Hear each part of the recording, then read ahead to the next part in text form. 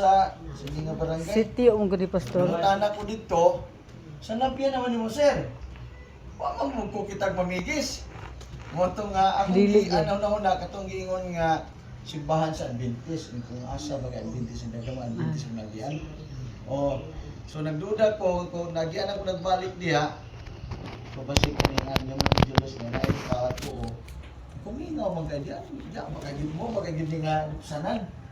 So mo to nga mi-decide mig sulod bot sa unahan na may dagang balay ko basi mo na gid ni. Sakto ra pod nga ang akong sakyan ang gibilin. Kay nangulam kog motor yung ginuuna nako i-rush gini nako kay layo pa ang biyahe. So ang young people akong motor kay naamo pud sa ila na karon. So ipuhulman ako yung motor. So well salamat sa Ginoo nga safety ang among pag-abot.